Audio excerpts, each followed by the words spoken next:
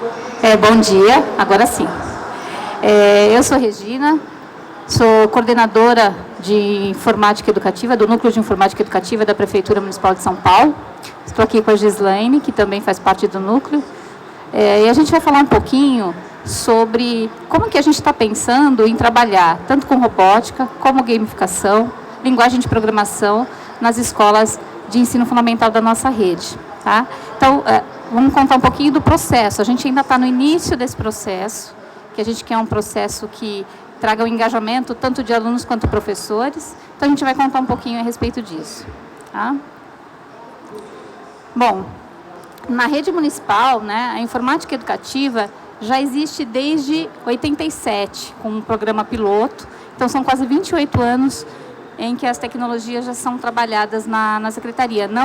Inicialmente não foram em todas as escolas, mas começaram com apenas 8 polos.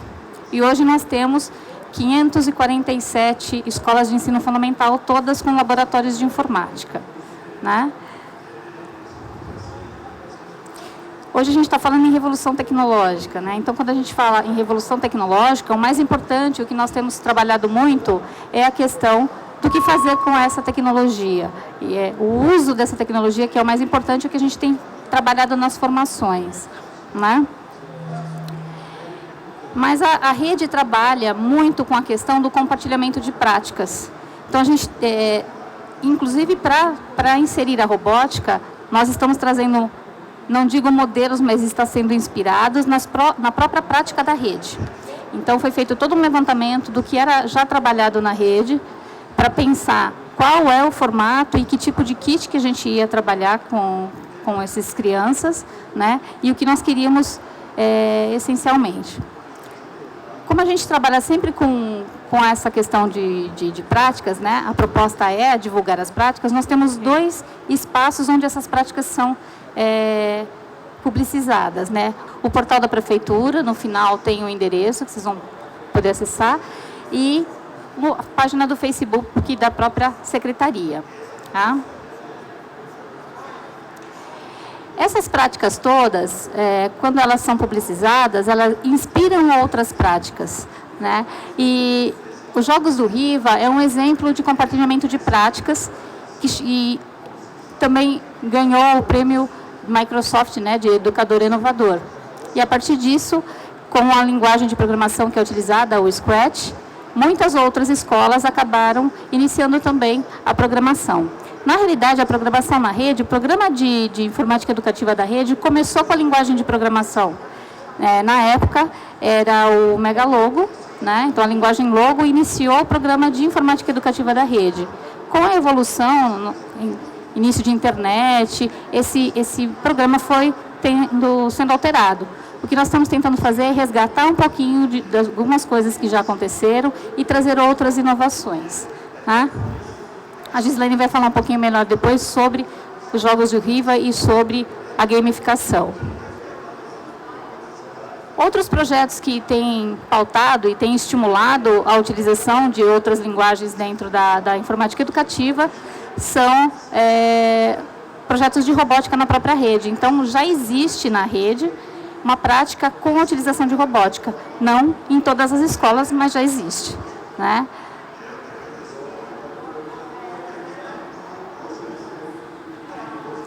Bom, na nossa visão, o desafio da educação hoje, né, ela é o de integrar as novas mídias, porque elas já são integradas. Então, para professores e alunos, seria a habilidade de conectar as informações. Então, como é que a gente faz para que o aluno saiba o que fazer com essas informações que já estão na mídia, né? Adotar uma produção colaborativa dentro da sala de aula. Então, a robótica e a gamificação estão vindo como estratégias para isso. E como recurso e ferramenta como meio e não como fim. Trazendo todo um processo de aprendizagem. Tá? Isso é mais para contextualizar um pouquinho do nosso...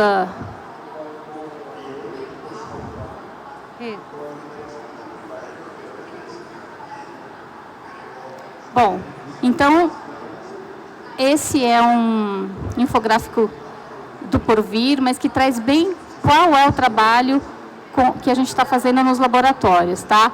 Que seria o ciclo de invenção, que é um trabalho que a gente está tentando seguir uma linha maker, onde não só os computadores vão fazer parte desse espaço. Trazer outros equipamentos, outros materiais, onde a criança possa realmente desenvolver a criatividade, né? Então, imaginar, construir, testar, errar, aperfeiçoar, que é todo o ciclo.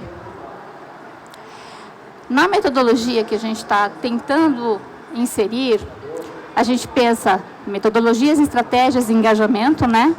Que traz inovação no formato que está sendo pensado, que trabalha o pensamento crítico. Então, não é apenas a montagem de robôs ou a linguagem de programação, mas a união de várias coisas para que a aprendizagem realmente aconteça, né? O aprender fazendo, onde o professor medir e direciona essa aprendizagem também. Uso de tecnologia para criar, porque a gente sabe que a criança cria o tempo todo. Então, essa criação tem que ser aproveitada nesses projetos que a gente está tentando desenvolver. O respeito a identidades, a colaboração, conectar pessoas e principalmente autoria e protagonismo, onde o aluno está fazendo parte do processo desde o início, inclusive no que nós estamos pensando em projeto de robótica para a rede. A gente está tentando trazer o aluno pensando conosco desde o início. Eu vou passar um pouquinho para a Gislaine explicar um pouco melhor essa questão. Então, a partir dessas demandas e necessidades que surgem na própria rede, né, das buscas que os professores fazem, né, aqueles professores, por exemplo, que trabalham com robótica, eles são professores percursores, né? A gente vai mapeando essas necessidades, essas demandas e vai transformando isso em política pública. É uma demanda que vem da própria rede, né? Então, esses são os princípios do Núcleo de Tecnologias para Aprendizagem: aprendizagem por investigação baseada em projetos, avaliação formativa, registro de processo, prática dialógica e pensamento reflexivo. Esses princípios, eles vão nortear ações, né? Algumas ações que nós estamos fazendo agora e tentando implantar é a robótica, a linguagem de programação e a gamificação.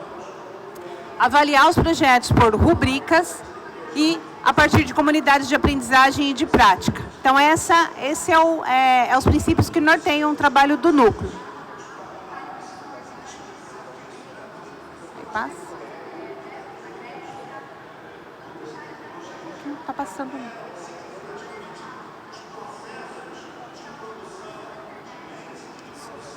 E aí, a gamificação, a linguagem de programação e a robótica educacional, elas vão ser desencadeadoras de processos investigativos com imersão e engajamento. Ou seja, os professores, os alunos e as escolas, elas vão aderindo isso à medida que elas vão se engajando no processo, à medida que elas vão se envolvendo com esse processo. Então, aqui a gente tem alguns exemplos de algumas experiências realizadas por professores e alunos e experiências de formação.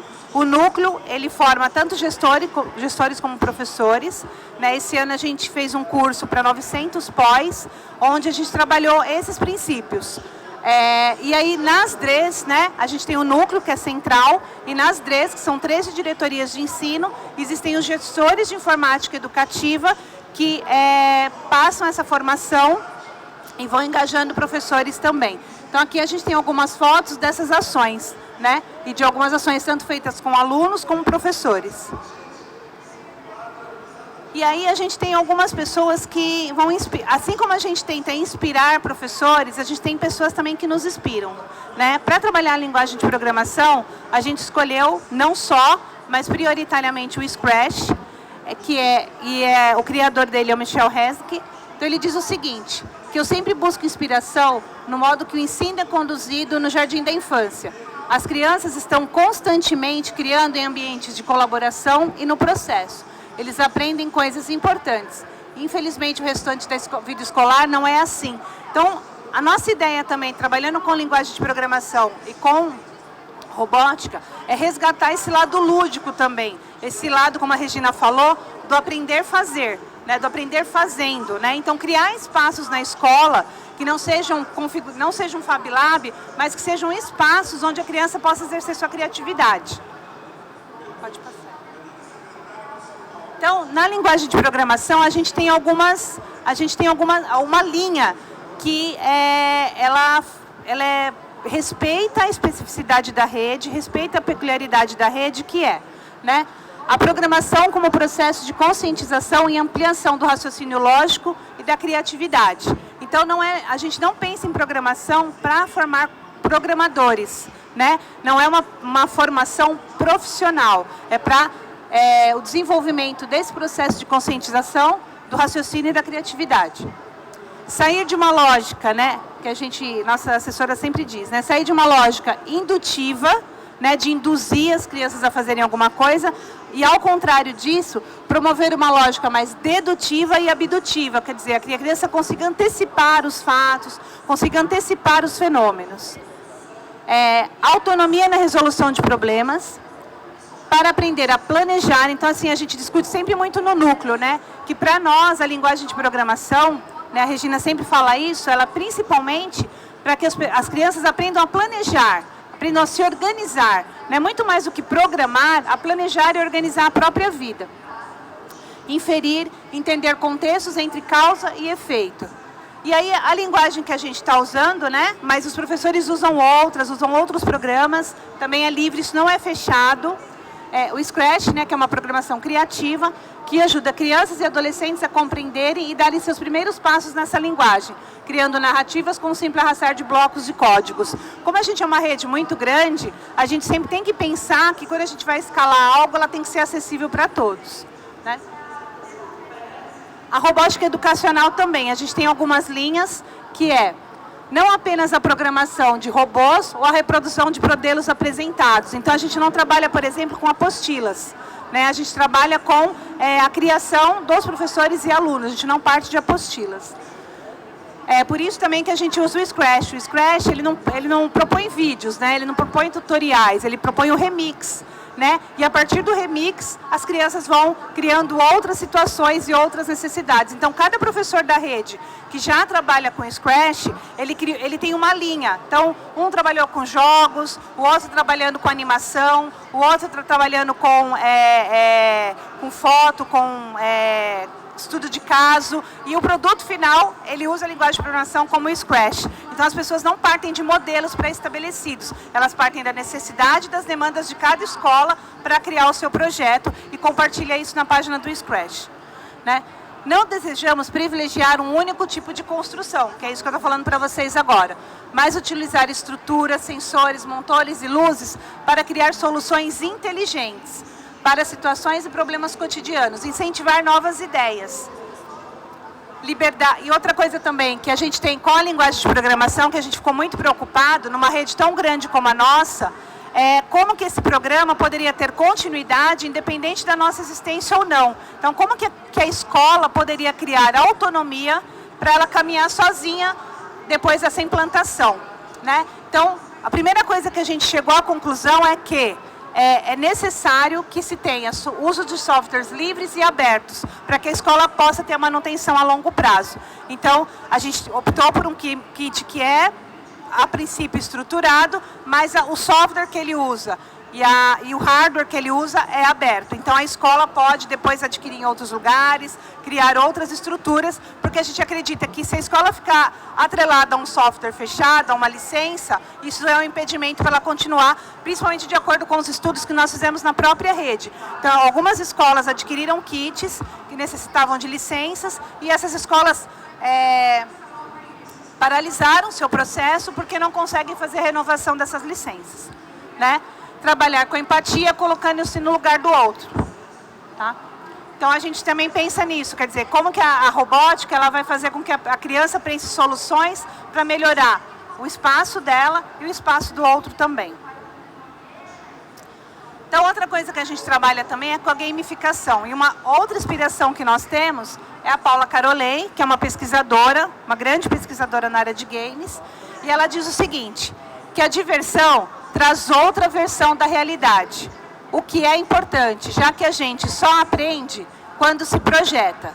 O elemento fantasia que os jogos permitem e que costuma conduzir o aluno ao caminho do autoconhecimento, da descoberta, de possibilidades, de expressão e de limites. No ambiente concreto, a tendência é contrária. O aluno costuma trazer sempre as respostas esperadas. Pode passar. Então, para nós, a gamificação, ela não é só apenas introduzir games nas escolas. A gamificação, para nós, é uma estratégia pedagógica investigativa, onde o aluno, o professor, participa do processo de elaboração do jogo e participa ativamente desse jogo. Ele emerge, ele está contextualizado nesse jogo. Aqui também a gente tem alguns exemplos de formações feitas com games e também com processos gamificados. A gente está começando também a tentar implantar a realidade aumentada nessas atividades, contextualizar a realidade aumentada a partir de QR Codes nas escolas e dando espaço aos professores que fazem esse trabalho divulgar na página da secretaria para a gente poder divulgar. Então, a gente tem exemplos aqui de atividades que foram feitas de gamificação, tanto por informação de professores, como nas escolas, né? Ali a imagem, que foi uma formação que nós fizemos no seminário de tecnologia. Então, a gente acredita que para gamificar, é preciso ir além de usar os games, ou apenas trazer a sua mecânica para um determinado contexto ou aferição de pontos. Então, a gente não acredita na gamificação como ranqueamento. A gente acredita na gamificação como um processo de construção de conhecimento, como um processo de conhecimento investigativo, né, dedutivo. Né? Então, a gente acha que o aluno tem que vivenciar essa experiência, ou protagonizando o jogo, ou sendo um autor de jogo. Ele tem que poder ter o poder para se engajar nisso, empoderar desse conhecimento, né, para poder saber fazer esse processo gamificado. Ele tem que ter clareza da narrativa, da trilha que vai ser usada e das regras estabelecidas. E aí, o game, o que é legal? Ele traz feedbacks constantes. Então, você está participando do jogo, você está recebendo esse feedback. Por isso que a gente acha que isso, para a educação, é muito importante. Né? Porque esse feedback ele é dado pelo professor, pelo aluno, por todos os participantes do jogo. Né? E aí isso vai ressignificar os conteúdos e principalmente as estratégias que o professor usa. Né? Quem trabalha com gamificação sabe que a gente monta um jogo, ele nunca vai ser igual. E quando o aluno participa, ele pode opinar, ele pode dizer o que ele achou de bom, o que ele não achou. E aí isso torna o aprendizado mais lúdico e, para nós, mais significativo. Então, a nossa ideia é inspirar, criar referências positivas e empoderar esse professor e empoderar esse aluno. E aí a Regina vai falar um pouco o que todo esse processo de formação culminou no ano passado para a gente.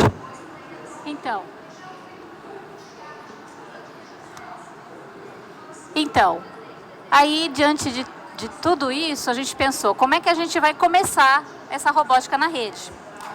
Então, a gente resolveu iniciar com um desafio para os próprios alunos. Né? Então, nós fizemos, depois de toda uma formação, um evento no final do ano, onde era um seminário, era uma mostra de trabalhos da rede, mas tinha uma jams de robótica. Aí o pessoal falou assim, o que é isso? Né? Então, a gente fez um dia inteiro, onde os alunos que nunca tinham trabalhado com robótica receberam um desafio. Como é que a gente vai começar esse trabalho em 570 escolas de uma vez? Como é que a gente acompanha tudo isso? Né? Como é que a gente respeita as identidades? Então, nós criamos um desafio. Fizemos um desafio, olha, quem quiser trabalhar com robótica na escola, a gente nem falou isso. Montamos um vídeo, falando, você conhece robótica? Você gostaria de trabalhar com robótica? Então, cria um vídeo de 1 minuto, publique esse vídeo de 1 minuto dizendo por que você gostaria de ter robótica na sua escola. Nós tivemos 115 vídeos publicados no espaço de menos de um mês, numa época de fechamento de ano, que é uma loucura. Eu vou mostrar só 2 videozinhos de 1 minuto para que vocês possam identificar o que esses alunos trouxeram, então, por que eles queriam robótica na escola.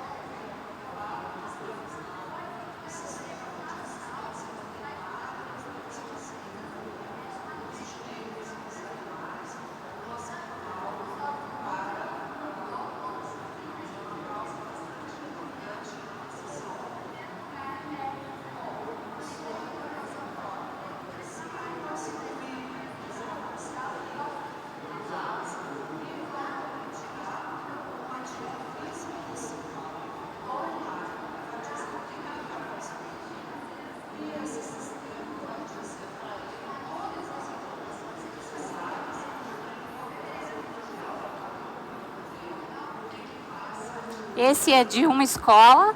Aí tem o anterior. O som está baixo, né?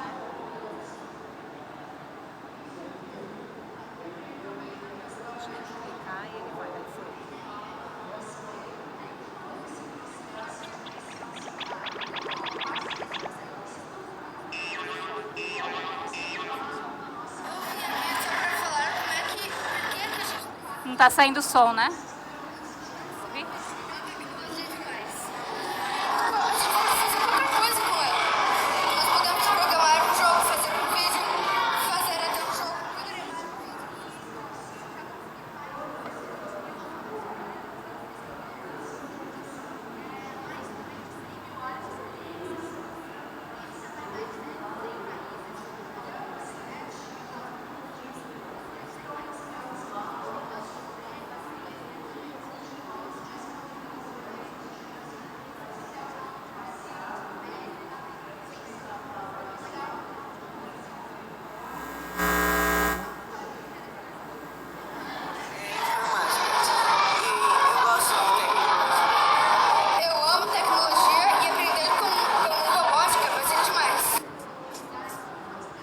Bom, nós recebemos 115 vídeos de crianças empolgadas. Foi difícil escolher 2 vídeos, tinham vídeos muito criativos.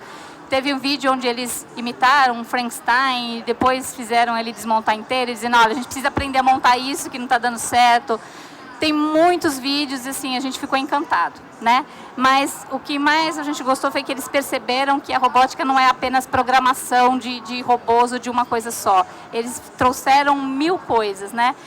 Aí, no dia do seminário, né, nós reunimos no mesmo espaço 350 crianças, né, depois vocês vão ver no final, num tablado, e um telão como esse, mostrando com pequenas orientações de como montar, né, a estrutura no período da manhã, e cada um podia montar a estrutura que desejasse. No período da tarde, eles tinham que programar essas estruturas. E assim, foi muito bonito de ver professores e alunos sentados no chão, montando e programando juntos, né? Então, foram 2 dias a Jens, 350 crianças por dia. Né? Então, o programa começa com o atendimento dessas 115 escolas. Ao final, todas saíram com um kit que utilizaram, né? Todas vão receber esse kit agora, a gente só segurou ele para montar de novo e aí entregá-los. Vão ser entregues agora no final de fevereiro, para que eles consigam fazer o trabalho com robótica dentro da escola. A ideia é acompanhar esse trabalho, né? E aí até o final do ano que todas as escolas recebam esse kit e essas orientações. Mas todas as escolas têm que primeiro fazer um desafio. Por que eu quero robótica? Para trazer esse engajamento. Né? Para que o equipamento não chegue na escola, simplesmente, olha, agora você tem robótica. Não é isso. Então, tem todo um processo antes desse kit chegar e o trabalho a ser realizado. Tá?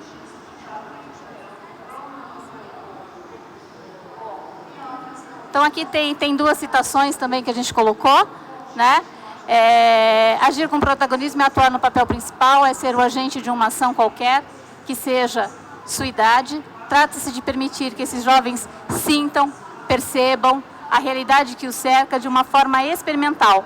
O que a gente quer é justamente isso, que eles experimentem, que eles percebam e essas estruturas ajudem a construir algo diferente, algo que realmente tenha uma resolução de algum problema enfrentado por eles. Tá?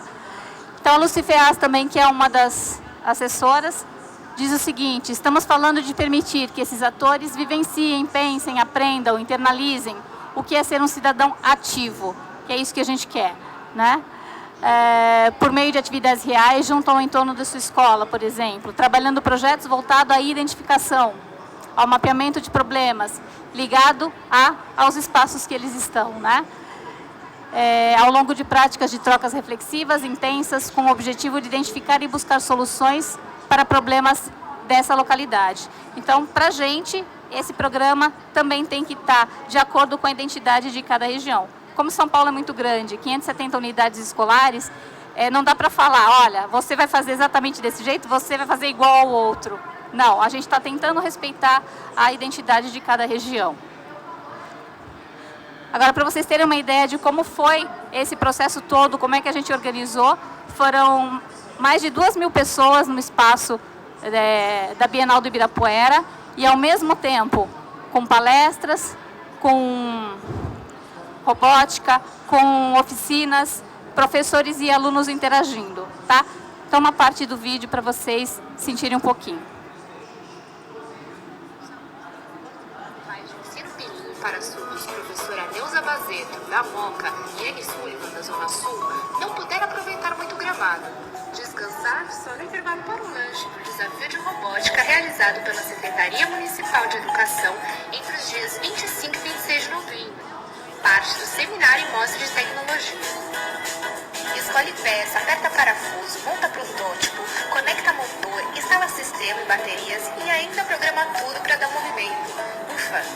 E tudo isso feito pela primeira vez. E ainda tem aquela expectativa de colocar tudo para movimentar. Estou pensando, eu acho que não vai dar certo de fazer com o nosso. Acho que a gente não vai conseguir colocar o nossa montagem para funcionar. Na verdade, a gente está com a esperança de quê? De conseguir colocar ele, né? A gente vai testar, na verdade. Na volta, hora de colocar energia nos carrinhos e robôs e programar o movimento.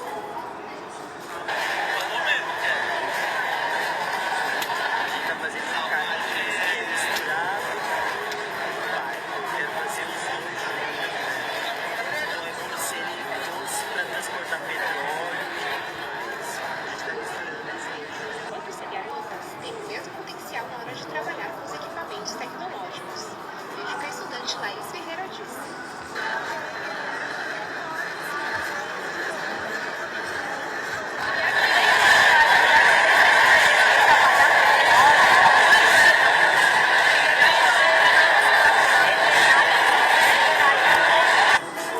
Conversaram ainda sobre continuar a desenvolver trabalhos com robótica.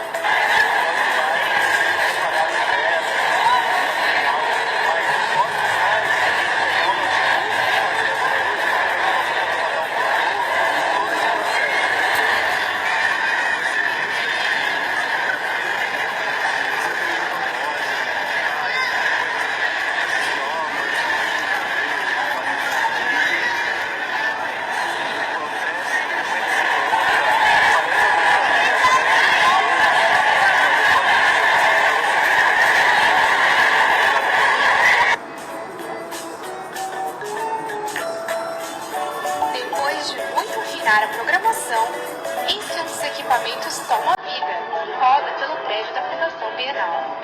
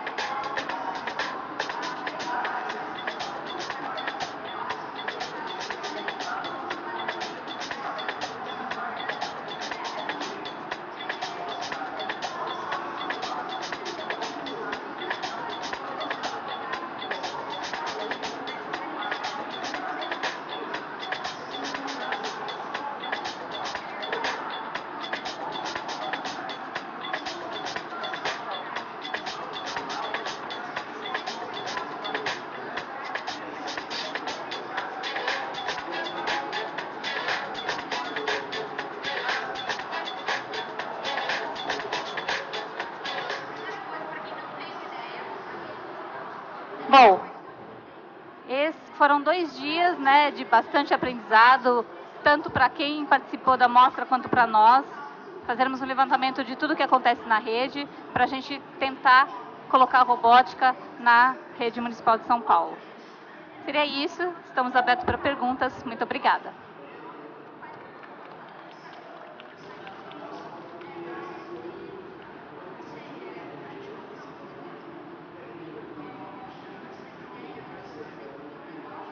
Bem, parabéns pelo projeto, é muito legal saber que isso está acontecendo. Gostaria de saber como é que vocês encaixaram isso na grade curricular das escolas, se isso é feito num curso extra classe ou se isso faz parte de alguma disciplina da grade. E quem são os professores? São professores da rede ou especialistas na área de robótica e informática? Não deu para ouvir?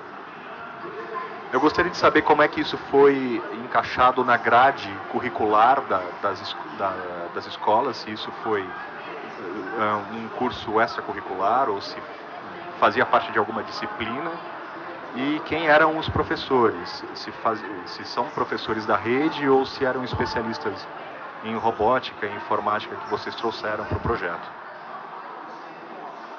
Na realidade, a rede municipal, ela tem os laboratórios de informática. Nesse laboratório fica um professor orientador de informática educativa e todos os alunos têm uma aula semanal. Já está na grade dos alunos uma aula semanal de informática educativa. Nesse momento, é um laboratório com 21 computadores, né? E alguns dos professores, por iniciativa própria, inclusive, já trabalham com robótica dentro da escola, ou com ampliação de jornada, ou dentro da aula, né?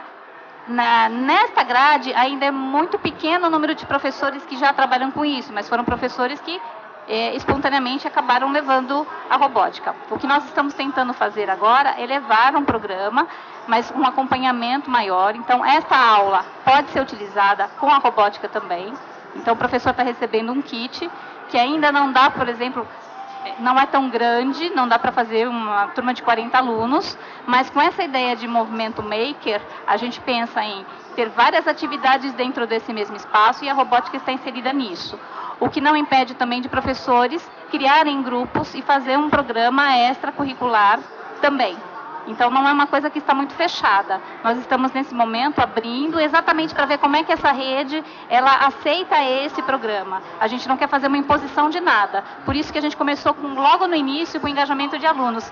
Quem é que se interessa por robótica? Então, a partir desse programa, que a gente não está chamando de um programa piloto, mas é um programa de engajamento mesmo. Então, dessas escolas que realmente querem trabalhar com a robótica, a gente já fez essa primeira, que foi uma Gens, onde trouxe tanto formação para professor quanto para aluno. Esses alunos que participaram dessa Gens já começam a desenvolver junto com os professores, eles vão auxiliar os professores lá. A ideia é ter outras Gens durante o ano que possam dar subsídio para que os professores continuem o projeto dentro das escolas, da forma que a escola se adaptar melhor. Tá? E aí, assim que todas as escolas tiverem, a gente tenta realmente verificar qual vai ser o programa, se todas aderiram ao programa, como é que a gente vai realmente dar esse subsídio para ampliação desse projeto dentro das escolas. A ideia é sempre pegar essas práticas, né, como a gente mostrou aqui, ó, esses professores, por exemplo, quando a gente pensou em fazer a Gens, a gente falou, mas por que a gente não vê na rede? Nós fizemos um levantamento das práticas que eram exercidas nos laboratórios, né? E aí a gente conseguiu mapear 8 professores que já faziam robótica, independente de nenhuma, com mão na massa mesmo. Então, por exemplo, a gente tem o professor da Escola Campos Sales, ele encontrou na escola um kit estruturado da Lego que estava abandonado por conta de... E ele remontou esse kit, ele está fazendo outra proposta de robótica aberta com um kit que é estruturado, né? Ele vai lá na Santa Efigênia, compra a placa e ele está criando jogos, plaquinhas com jogos com esse kit, fazendo uma outra montagem. Aquele professor lá em cima, ele já trabalha com robótica há 12 anos na escola.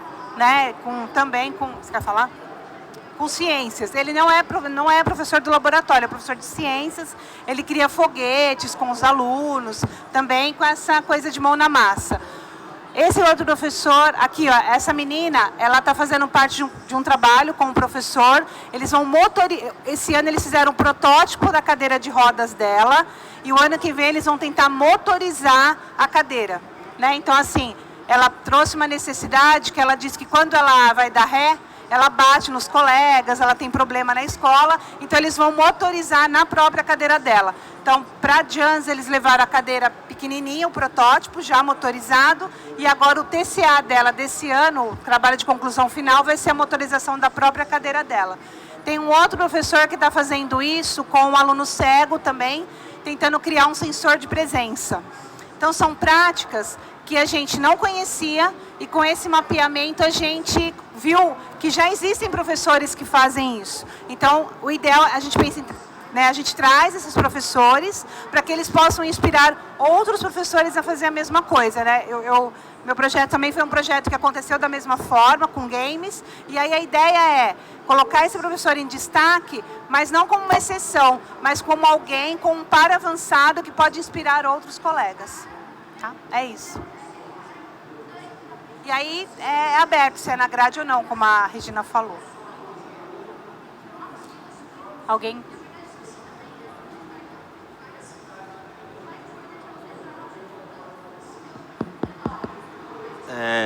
Bom dia, meu nome é Lucas. Eu gostaria de saber se vocês têm uma ideia de quando todas as escolas de São Paulo vão estar incluídas nesse projeto. Se já tem uma data, uma previsão, alguma coisa assim. Isso depende sempre da compra de kits, né? A gente já está em processo. A gente já, para essas escolas que participaram da Jans, já tem aquisição dos kits. Então, eles já vão receber e já podem continuar o projeto dentro da escola. As demais, assim que a gente fizer a nova compra, a gente já distribui também, já faz o desafio, a gente já está pensando no desafio até junto com essa compra. Assim que chegar, eles também terão, eu acho que já teremos kit para todas as escolas. A ideia é que até o final do ano todas tenham. Que kit que vocês adotaram? E quantos alunos por kit? Quanto custa cada um? Como a gente falou, a gente fez esse levantamento das práticas de robótica que já existiam. A partir desse levantamento, a gente detectou alguns problemas, né? Um dos principais problemas com uma rede como a nossa, muito grande, é exatamente você comprar software licenciado, que você precisa ficar renovando. Isso para nós é inviável e para a escola também. Então, kits também que não sejam para faixas etárias diferentes. Ou um kit único que monta só um determinado modelo. E como é uma rede bastante protagonista já, ela tem uma história de protagonismo, já trabalhou com linguagem de programação, também a gente percebeu que fazer essa proposta a partir de modelos, de apostilas, também não surtiria muito efeito. Então, a gente pesquisou muitos kits, encontramos um kit que as peças são estruturadas, mas as peças podem ser remontadas numa impressora 3D, por exemplo, e a placa e o software é aberto, que é uma empresa do Rio Grande do Sul chamada Ato. Então, assim, para a nossa rede, foi o kit baseado nessa pesquisa, que ela demorou mais de um ano, né? A gente tinha um grupo de pesquisa, um grupo de estudos, né? A gente achou que era o kit que mais poderia atender a essas 4 necessidades que nós tínhamos. Então, por exemplo, a gente vai começar com uma turma pequena, né? É um kit para 5 alunos, e as escolas vão montar o projeto dentro desse programa, e aí para ampliar para o kit maior, né? Mas aí vai ser de acordo com o engajamento da escola, né? Porque, assim, outra preocupação também, a gente coloca kit para todas as escolas. Se o professor não está engajado e o aluno não está engajado, esse material que é tão caro, fica encostado, que também foi nessa pesquisa foi uma coisa que a gente detectou também, que precisa ter esse engajamento, a escola precisa querer, né? Então, a gente está Aí depois eu falo. E aí a gente está indo por engajamento para garantir que o kit chegue, esse grupo vai trabalhar, vai batalhar para ampliar, e aí a gente vai aumentando gradativamente com isso. Então, é sempre uma via de mão dupla. Tá? Mas para nossa especificidade, esse foi o melhor que a gente achou, dentro desses critérios. Não que não existam outros melhores, mas para nossa necessidade, esse foi o melhor. Tá? Oi? Nacional. Também que era um outro problema que nós tínhamos. Aí depois eu falo para você. Depois eu falo. Tá? Então é isso, a ideia é justamente essa. Se a escola se adaptou, começou a fazer um trabalho de robótica, aí ela deve receber um novo kit para ampliar cada vez mais essa utilização dentro da escola. Então, ao invés de encher de kit as escolas sem ter essa estrutura primeiro, a gente pensou o contrário. Então vamos engajar a todos e aí, dando certo, a gente vai ampliando e possibilitando essa ampliação nas escolas. Mais alguma pergunta? Não?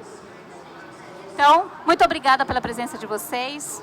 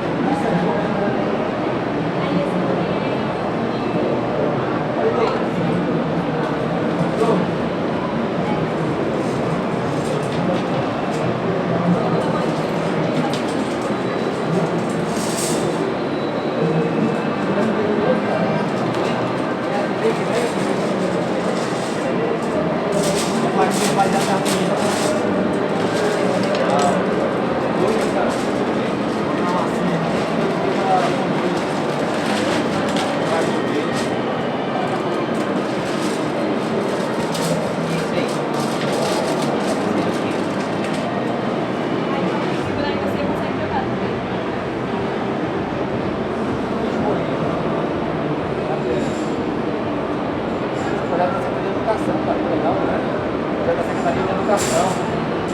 Inclusive, muito legal. Vocês são uma entidade